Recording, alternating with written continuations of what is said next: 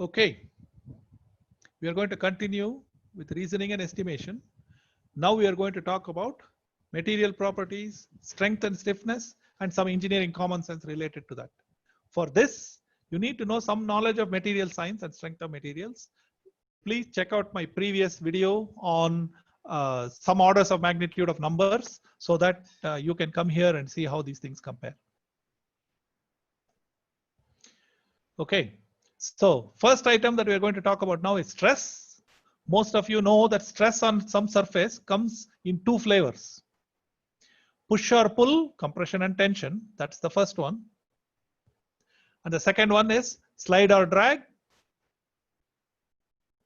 Okay, if you look at torsion, it results in linearly varying shear stresses. Can you see the red arrows? That's the shear stress. Can you see how it varies linearly from the end as the material gets twisted? For bending, you get linearly varying normal stress. So when people say torsional stress or shear stress, that's not a new flavor. That's actually talking about stress distribution. Linearly varying shear stresses will be called torsional stress. Linearly varying normal stresses will be called bending stress. But in reality, there are only two basic flavors. Everything is made up of them. Units for stress. So the FPS unit for stress is KSI, that is kilopounds per square inch. That is our FPS engineering unit for stress. We will not use PSI all that commonly. Our unit is KSI. SI unit for pressure and stress is Pascal, which is Newton per meter squared, and it is way too small. To get you an idea of how small it is, take an apple, which is about 1 Newton, crush it and spread it on a table of size 1 meter by 1 meter. The pressure that the table feels is 1 Pascal. You can see it is mega small. Therefore, the problem is the denominator in some ways. So in the SI unit, our unit for stress is the megapascal, Newton per millimeter squared or kilonewton per meter or mega Newton per meter squared. Okay, sometimes you will have to go all the way up to gigapascal, that is 10 to the 3 megapascals. Okay, to get you a conversion idea, and again something for you to memorize, 1 KSI is equal to 7 MPa. So the factor is about 7. It's actually 6.89, but 7 is good enough for you to get a rough idea. Two concepts closely related with stress: modulus of elasticity, which is a measure of stiffness, and ultimate tensile strength or yield strength, which is a measure of strength. So yield strength of steel is of the order of 300 megapascals, which is, if you look at 7 megapascals is 1 KSI, it's about 42 KSI.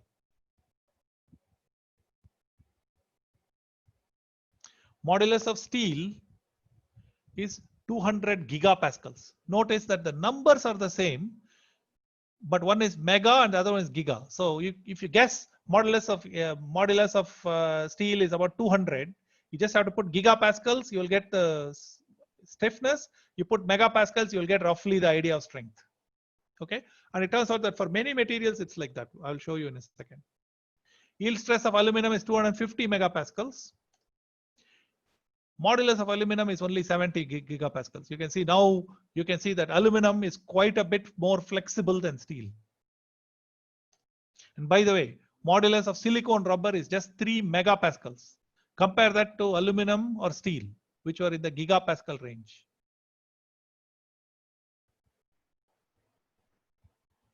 Strength versus stiffness for most materials is roughly the ratio between strength and stiffness is 0.001 to 0.01, roughly in that range.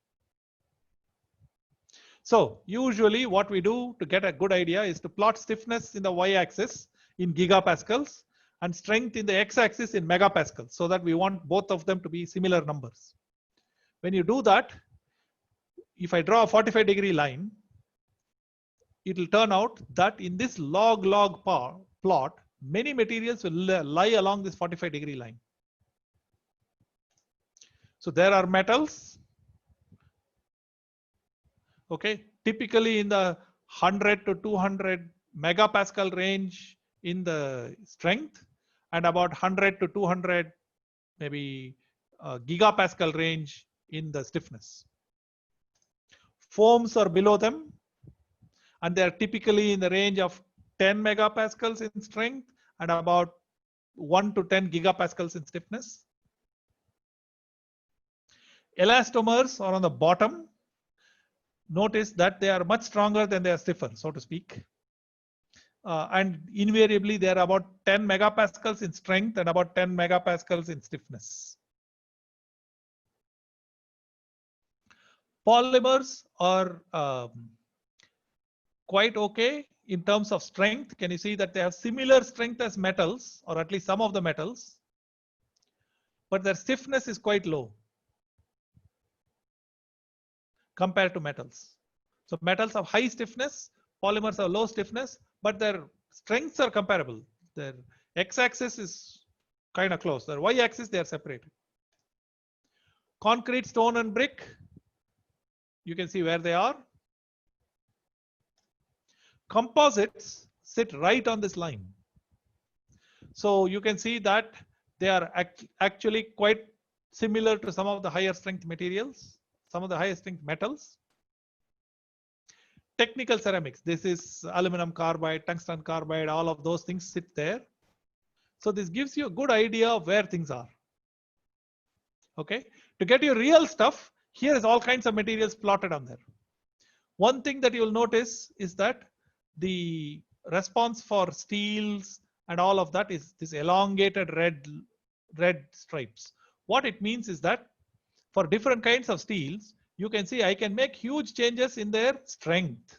You can see it can go all the way from this strength to that strength, but you can hardly change their stiffness. Same thing for most of these materials. It's actually reasonably easy to change their strength, but it's very hard to change their stiffness. But with polymers and other things, it's better. You can see some of the polymeric materials are sitting here underneath this thing. Okay, natural materials, you can see soft tissue is here, ligament and soft tissue is all, Young's modulus is around 0.1, tensile strength is about 10 to 100 megapascals. They're out there.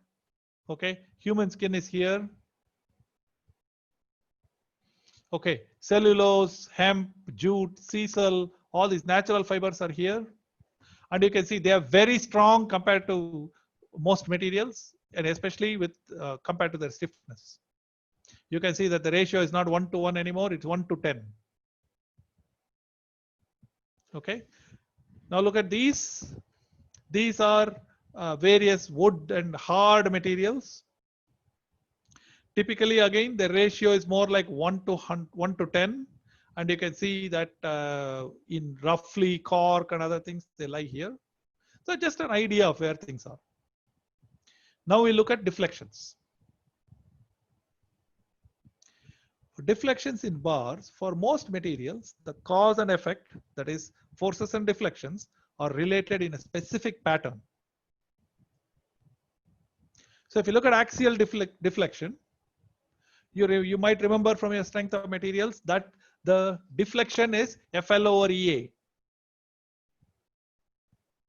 FL divided by EA. You can easily remember it. If you remember, it's a flea. You know, so that's the one that has high elasticity because it can jump a lot. So if you remember flea, you can remember FL over EA. And the most notable feature about this is that it is linear in L. So if you double the length, the amount of deflection will double. The denominator is quadratic in diameter or size. So if you double the cross-sectional dimensions, the deflection will decrease by a factor of 4. So cross-sectional dimensions have huge effect on deflection. But it will be nothing compared to torsion. For torsion, the angle of twist looks like some constant times TL over GJ. Can you see how similar it is to this FL over EA? Notice that there are 4 things. There is the cause, which is for axial deflection, it's force. For twist, it's torque. And then there is length of the bar. and then there is a modulus on the denominator and some cross-sectional features on the denominator. Okay, numerator has cos times length. Denominator has modulus and some kind of cross-sectional dimension. Okay, again, the angle of twist is linear in L. So if you double the length, the angle of twist will double. But the denominator J depends upon the fourth power of D. So if you double the cross-sectional dimensions, the angle of twist will go down by a factor of 16. Okay, so again, cross-sectional dimensions have huge effect on twist. Then bending. Now you see that the numerator, again you can see the cos, which is the force, and then you can see that it is length cubed divided by modulus divided by moment of inertia. And this constant depends upon geometry. It will always look the same. So first thing to notice it is that it is cubic in length. So if you double the length, the deflections will increase by a factor of 8. That's why long beams tend to be very flexible. Its cross-sectional dependence is similar to twist. It's by a fourth power. If you double the cross-sectional dimensions, the deflection will decrease by a factor of 16. So it's well worth for you to have this critical idea, stare at this particular screen for a while, internalize how the deflections are related to the causes. Notice that they always have the same format. You should remember these three things: FL over EA, TL over GA, GJ, and PL cubed over EI. The constants we don't have to worry about, but this will give you some order of magnitude idea for deflections. Let's look at typical values for cross-sectional properties. So we are going to look at a 1-inch diameter rod, which is 25 millimeter diameter rod. That's not a huge rod, but it's a pretty big one, not super small. So if the rod is solid circle, its area is about 3/4 of an inch squared, 0.785. In the SI unit, it's 500 millimeters squared. So that's easy to remember. If it is 25.4, 25 millimeter in dia, its area is 500 millimeters squared. Its moment of inertia is 0.049. Look at that. Area is 0.785. Moment of inertia is 0.05. Right? And it is moment of inertia in this case is 200,000 millimeter fourth. Solid square, same way. Area is 1 inch, which is 646 millimeters, 650 millimeters, so to speak. Moment of inertia is 0.0833. The most important thing to notice is that compared to a solid circle, a solid square with the same dimensions will be twice as high moment of inertia. You can see that roughly. I mean, you have to get an idea. Key idea is that area scales with d squared, I and j scale with d to the fourth. If you double the size, area will increase by a factor of 4 and the moment of inertia will increase by a factor of 16.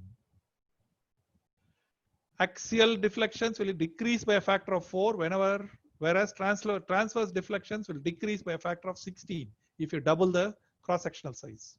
So it's got a big effect. Okay, here's a beam under some force. If I want to compute how much the beam will deflect, transverse deflection of any beam will always look like constant times FL cubed over EI. Constant could be some value, but FL cubed over EI is the dominant one. For example, transverse deflection of a 1000 millimeter simply supported steel beam with 100 Newton force and 25.4 millimeter diameter cross section is roughly 1/48 times FL cubed over EI, which is 0.5 millimeters. So think of it this way. If the steel beam is 1 meter long, and you apply 100 Newton force on it, which is not small, it will deflect by 0.5 meters. A 1 meter long beam is pretty long.